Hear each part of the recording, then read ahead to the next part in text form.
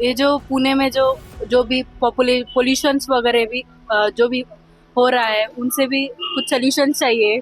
फिर बाद में पानी का प्रॉब्लम, कचरे का प्रॉब्लम और ट्रैफिक जो जाम होता है उनका भी कुछ सोल्यूशन चाहिए। वो पर्सन के ऊपर है, वो कौन बंदा है उसके ऊपर है। तो लेवल की बात ही ना करे तो अच्छा है, वो नेशनल लेवल पे या स्टेट लेवल पे, लेकिन लोकल पे तो अभी बंदे अच्छे हैं ऐसा कह सकते हैं। फील की जो कॉस्ट ऑफ लिविंग है पुणे में बहुत ज्यादा बढ़ गया है, स्पेशली फॉर स्टूडेंट्स। अभी होम ओनर्स जो है उनको पता चल गया है कि स्टूडेंट्स आएंगे पुणे में एजुकेशन के लिए, so they have intentionally increase the price which is not a good thing. हमें इन सब का सोल्यूशन चाहिए, कचरा और पानी और ट्रैफिक का। तो आप कुछ सोल्यूशन ढूंढो। If someone is a Hindu तो फिर उसकी जो पार्टी है वो बीजेपी है, ऐसे हम मान लेते हैं। और फिर अगर वो किसी भी पॉलिटिकल सिचुएशन पे कुछ कमेंट कर दे, फिर हम ऐसे कहते हैं कि then you are directly someone who is a anti national or something. तो ये मुझे बहुत गलत लगता है। आई थिंक पॉलिटिशियंस एक जनरल बात में फंस जाते हैं कि वो ट्रांसपेरेंसी नहीं रख पाते, कोई भी बात हो।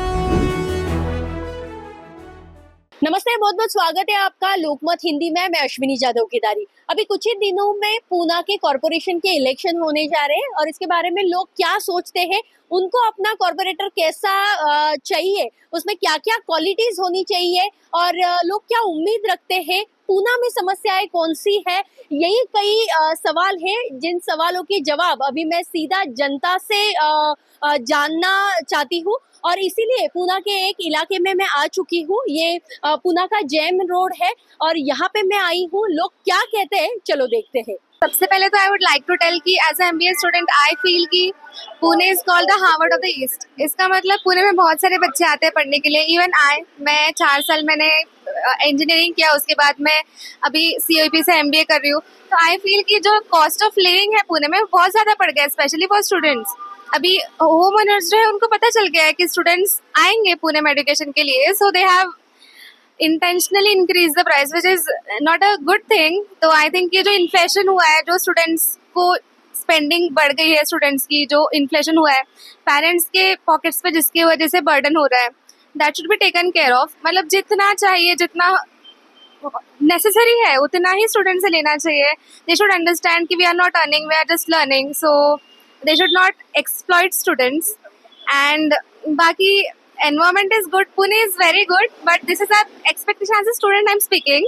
As a citizen, yes, definitely आजकल हमको दिख रहा है कि फैमिली में कॉन्फ्लिक्ट्स हो रहे हैं एंड रिलीजन की वजह से कॉन्फ्लिक्ट हो रहे हैं, which is really not a good thing.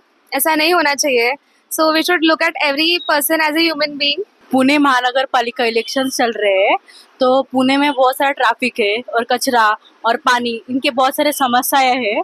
और आजकल के पॉलिटिक्स में देखा जाए तो वो पहले जैसा ऐसा लगता नहीं है और बहुत सारे एलिगेशंस वगैरह भी होते हैं।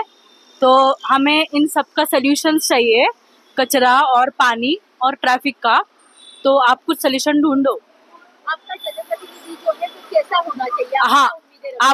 आपके जो पॉइंट ऑफ व्यू से क्या उम्मीद चाहिए लोगों से, मतलब पॉलिटिक्स से? आपको क्या लगता है कि आपका जनप्रतिनिधि जो है वो कैसा होना चाहिए? आपको क्या लगता है कि आपको क्या लगता है कि आपकी जनप्रतिनिधि क्या होनी चाहिए? मुझे आज के पॉलिटिक्स के बारे में जो लगता है, पहले मैं उससे स्टार्ट करूंगी। आई थिंक अभी जो भी पॉलिटिकल सिनेरियो है उसमें लोग साइड्स बहुत जल्दी ले लेते हैं एंड बहुत कि if someone is a Hindu तो फिर उसकी जो पार्टी है वो बीजेपी है, ऐसे हम मान लेते हैं। और फिर अगर वो किसी भी पॉलिटिकल सिचुएशन पे कुछ कमेंट कर दे, फिर हम ऐसे कहते हैं कि then you are directly someone who is a anti national or something. तो ये मुझे बहुत गलत लगता है। मुझे ऐसा लगता है कि मैं भी एक हिंदू हूँ, मुझे ऐसा लगता है कि हमारा जो धर्म है वो बहुत ही अच्छे तरीके से प्रोटेक्ट हो। बट आई थिंक हिंदुइज्म ये भी सिखाता है कि दूसरे धर्मों को हमें मतलब नीचे नहीं देखना चाहिए। We shouldn't look down on other religion. That is something that I personally believe in as a Hindu and as an Indian. So वो एक चीज़ है। और मुझे लगता है कि हर कोई व्यक्ति, वो किसी भी धर्म की हो, अगर वो भारतीय है तो उसे पूरा हक बनता है कि वो जो भी ट्रैवल करती है, उसके घर पे जो पानी आता है, उसके घर पे जो बिजली आते हैं, उस पे उसका बोलने का आई थिंक हक बनता है, irrespective of the religion, irrespective of the caste. तो I think this is something that should be taken care of.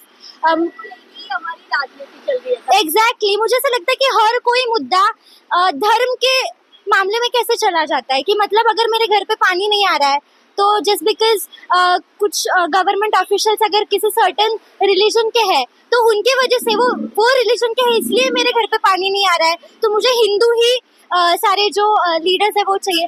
This is a very bad mentality I feel. After all we all are humans. हर किसी को अपनी जिंदगी जितनी convenient हो उतनी ही चाहिए. And I think that should be taken care of rather than making it a religion politics, because India after all should be a secular state. जो हम कहते हैं वो दिखता तो नहीं है. So that's what should happen.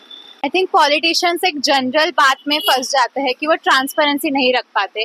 कोई भी बात हो, भले ही वो मेट्रो से रिलेटेड हो, बस से रिलेटेड हो, कोई भी इश्यूज हो, तो ट्रांसपेरेंसी वो नहीं रख पाते. कोई भी पार्टी की नेता हो वगैरह, तो आई थिंक उन्हें ट्रांसपेरेंसी रखनी चाहिए. और जो भी इश्यूज है वो उन्हें आई थिंक मिडिल ग्राउंड पे आके सिटीजन्स और फिर कॉर्पोरेटर जो भी है वो उन्हें इश्यूज सॉल्व करने चाहिए. पहले तो इश्यूज उन्हें सुनने चाहिए कि क्या इश्यूज आ रहे हैं. स्टूडेंट्स, कॉलेज गोइंग स्टूडेंट्स को भी बहुत सारे इश्यूज फेस करने पड़ते हैं, तो उन्हें क्या इश्यूज है. लाइक अभी बस का जो प्राइस है वो हाइक हुआ है, टिकट प्राइसेस हाइक हुए हैं, तो उससे कॉलेज स्टूडेंट्स पे क्या इफेक्ट आता है. लाइक फर्स्ट ईयर तक हम थे, first year second year it was like 40 rupees per day pass. अभी that's directly 70 rupees. So it's not convenient for us. So I think that should be taken into consideration. Yeah. Being youth, आपको आपकी और क्या expectations थे अपने government? I think being a Gen Z youth, I feel like जिस तरह से Gen Z और मिलेनियल में जो गैप है, I think वो फिल होना चाहिए. Gen Z बहुत ही ट्रांसपेरेंसी डिमांड करती है, तो वो अगर हमें मिल जाए तो बहुत ही अच्छा रहेगा.